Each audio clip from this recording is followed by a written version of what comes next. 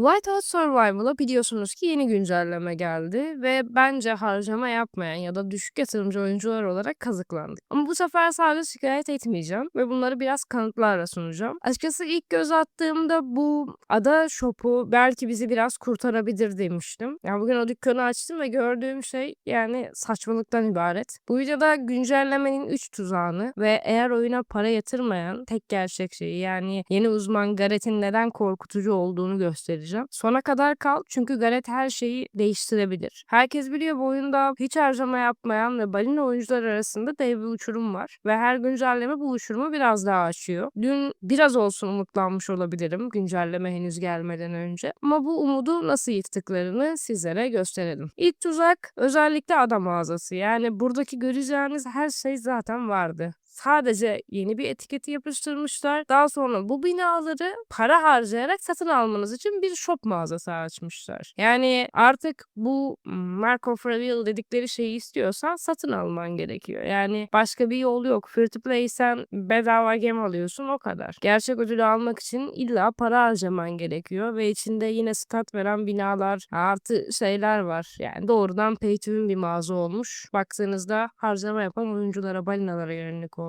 Üçüncü konuya gelecek olursa insanların çoğu yabancılar topluluğunda da gördüğüm kadarıyla T12'nin kaynak maliyetinden çok şikayetçiler ve çoğunluk bunlarla ilgili şikayet talepler oluşturmuşlar. Herkes bunlarla ilgili bir oylama vesaire yapmış. Güncellemede kaynaklarla ilgili herhangi bir şey yok. Hiçbir şey yok. Bunlarla ilgili herhangi bir düzeltme yapmadılar. Peki yani free to play harcama yapmayan oyuncuya hiç mi bir şey yok? Var. Agnes'in 3. yeteneğini araştırma hızı vermişler. Yani bu bize yarıyor biraz diyebilirim. Ama sadece %5 olarak geliyor. Belki en azından 2 katı olsa, %10 civarında olsa yani daha iyi olabilirdi. Ama Agnes'e bu yeteneğin eklenmesi de en azından kolay erişilebilir uzmanlardan biri harcama yapmayan oyuncular için olduğu için gerçekten tatlı bir kazanç. Ekstra bir şey daha konuşacak olursak takım arkadaşlarından birini gözetlediğinde artık o raporu sen de görebiliyorsun. Yani şehrin üzerinde daha önce o gözlem yapıldıysa o rapora oradan direkt erişebiliyorsun. Bu da senin için işe yarar bir şey. En azından ittifakından başka bir gözetleme yaptığında tekrardan gözetleme atmak ya da herhangi bir rapor beklemek zorunda değilsin. Direkt menüden görebildiğini söyleyebilirim. Şimdi çoğunuzun merak ettiği asıl kısma gelelim. Yeni uzman Gareth.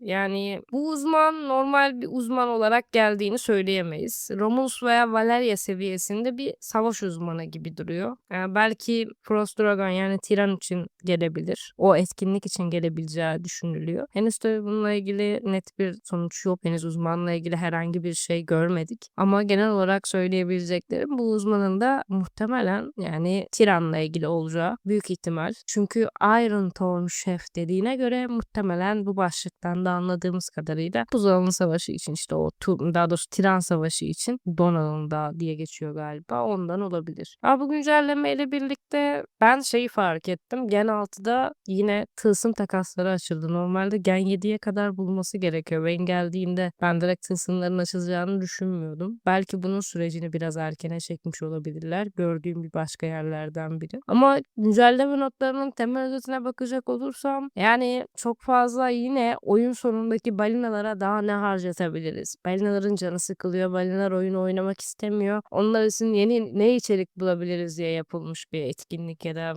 etkinlik de değil bir güncelleme gibi duruyor. Çünkü bu adayla ilgili olan kısım biz oradan sadece 200 elmas mı ne alabiliyoruz? Geri kalanların hepsi parayla satılıyor. Adaya neden böyle bir mağaza eklendi derseniz tabii ki de daha fazla para kazanabilmek için. Yani güncellemenin tüm maddelerine aşağı yukarı baktığınızda pek iç açan hiçbir şey yok. Whiteout Survival'ın geneline baktığınızda ne yazık ki böyle ilerliyor. Biraz daha balina işleri, biraz daha balinalar ne kazanabilir vesaire gibi düşünebilirsiniz. Burada bizi gülümseten tek Agnes'in yeteneği olabilir. Araştırma hızı vermesi. En azından öyle pis fakirler alın sizin için de araştırma hızı verdik diyebilirim. Belki öyle bir şeye denk geliyor olabilir.